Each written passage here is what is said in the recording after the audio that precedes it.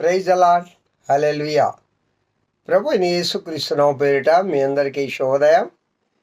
ప్రియ దేవుని బిడ్డలారా, ఈ 12వ తేదీ 8వ నెల 26వ సంవత్సరంలో తిరుగా అందిన ఆహారంలో మనమందరము ఆ దేవుని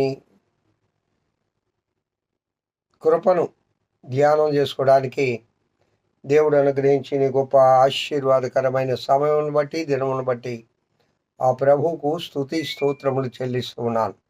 ప్రియులరా, నిన్నటి దినములో నూతన స్వభావంలో ఏ విధంగా ఫలించాలి, నూతన సృష్టిలో ఏ విధంగా ఫలించాలి, అలాగే నూతన నిబంధనలో ఏ విధంగా ఫలించాలి, క్రొత్త ఆజ్ఞల్లో ఏ విధంగా ఫలించాలి, నూతన జన్మలో ఏ విధంగా ఫలించాలి, అలాగే నూతన హృదయంలో ఏ విధంగా ఫలించాలి అనే విషయాలను మీకు నేను ఈ నూతన స్వభావంలో ఫలించే దానిలో భాగాల్లో కొన్ని చెప్పాను.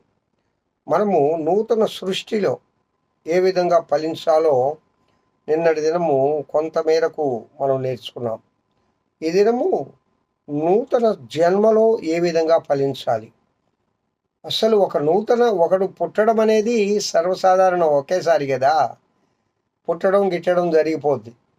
అయితే వేదాంతాలు చెప్తాయి అనేక జన్మలు ఉంటాయి, అనేక సార్లు పుడతారు, అనేక అవతారాలు ఎత్తారు. అదంటే జంతువుల రూపంలోనూ మనుషుల రూపంలోనూ వాడు చేసిన పాప పుణ్య కార్యాలను బట్టి అని అంటారు. నో, అది వారికి కరెక్టేమో కానీ మన దేవుని గ్రంథం మనకు చెప్పే విషయం ఏంటంటే మానవీయ జన్మ ఒకే ఒక జన్మ. దేవుడు ఒక్కసారే మానవుడికి ఈ జన్మనిస్తాడు. మరలా రెండో మారు నువ్వు పుట్టడం అనేది అది జరగదని లేఖనాలు చెప్తూ ఉన్నాయి, నా దేవుడు చెప్తూ ఉన్నాడు. కావున ప్రియులరా, నూతన జన్మలో ఏ విధంగా ప్రవేశించాలి. అయితే ఇక్కడేంటి నూతన జన్మ అంటున్నాడు, ఒకసారి పుట్టాం కదా. అయితే ఇది ఆత్మీయ జన్మ. ఆత్మీయ జన్మ నికోదేముతో అందుకు యేసు అతనితో, ఒకడు క్రొత్తగా జన్మించితేనే కానీ అతడు దేవుని రాజ్యము చూడలేడని నిశ్చయముగా చెప్తున్నాను. యోహాను సువార్త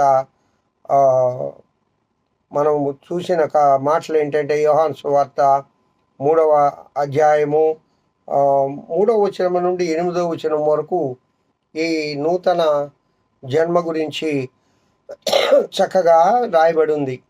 యేసుక్రీస్తు ప్రభువారు నికోదేము దగ్గరకు వస్తారు. నికోదేము దగ్గరికి యేసయ్య వస్తాడు. అప్పుడు, అయ్యా, నేను ఏ విధంగా నేను ఇదిగో నూతన జన్మ ఎత్తాలి అన్నప్పుడు ఆయన అంటాడు, ఒకడు క్రొత్తగా జన్మించితేనే కానీ అతడు దేవుని రాజ్యమును చూడలేడని నీతో నిశ్చయముగా చెప్తున్నాను అంటాడు. అందు నికోదేమంటాడు, ముసలోని కదా నేను, ఎలాగూ మళ్ళా తల్లి గర్భంలో ప్రవేశించి ఎలాగూ నేను జన్మించగలను అన్నప్పుడు అప్పుడు దేవుడు క్లియర్గా చెప్తాడు, ఒకడు నీటి మూలముగాను ఆత్మ మూలముగాను జన్మించితేనే కానీ దేవుని రాజ్యములో ప్రవేశింపనేరడు. ప్రియులారా, ఇది ఆత్మీయ జన్మ, ఇది నూతన జన్మ. ఆ జన్మలో 2 రకాలుగా ఉన్నాయి. ఒకటి నీటి మూలంగాను, 2 ఆత్మ మూలంగాను మనం జన్మించాలి అని చెప్పడం జరుగుతోంది. అలాగే ప్రియ దేవుని బిడ్డలారా, ఈ నూతన జన్మ గురించి గలతీయులకు రాసిన పత్రిక 2వ అధ్యాయము 15వ వచనం, అలాగే 1 పేతురు 2వ అధ్యాయము 3వ వచనము నుండి 3వ వచనం, అలాగే 1వ అధ్యాయము 4వ వచనం, అలాగే హెబ్రీలకు రాసిన పత్రిక 7వ అధ్యాయము 14వ వచనం. ఈ వచనాలన్నీ కూడా దయచేసి మీరు చదవండి. దేవుని వాక్యం వినేటప్పుడు బహు జాగ్రత్తగా వినాలి, బహు జాగ్రత్తగా ధ్యానం చేయాలి, భయభక్తులతో దేవుని వాక్యాన్ని చదవాలి.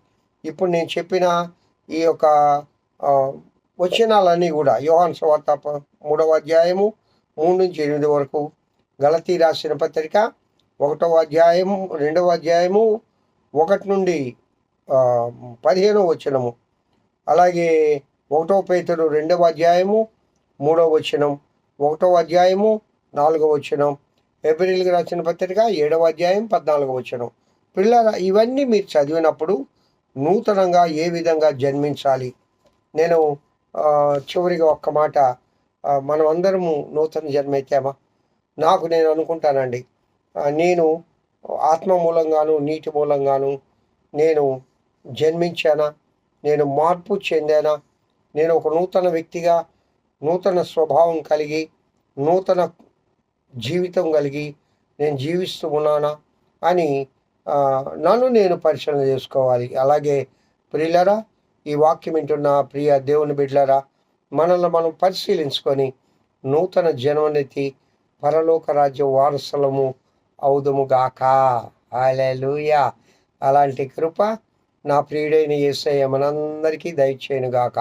దేవుడు మిమ్మల్ని దీవించునుగాక. మహోన్నతుడ స్తోత్రం. ఈ వాక్యం వింటున్న బిడ్డలందరినీ దీవించి ఆశీర్వదించమని, నూతన జన్మలో ప్రతి బిడ్డకు అనుభవం దయచేయమని, నూతన ఒకడు నీటి మూలంగాను ఆత్మ మూలంగాను రక్షించబడి పరలోక రాజ్య వారసులుగా ఈ బిడ్డలను చేయమని యేసు నామమున పేరిట వేడుకొంచున్నాను తండ్రి. Amen. Praise the Lord. Have a good day. ఈ దినమంతా ఆ దేవదేవుని కృపాక్షేమములే మీ వెంట వచ్చునుగాక. హల్లెలూయా.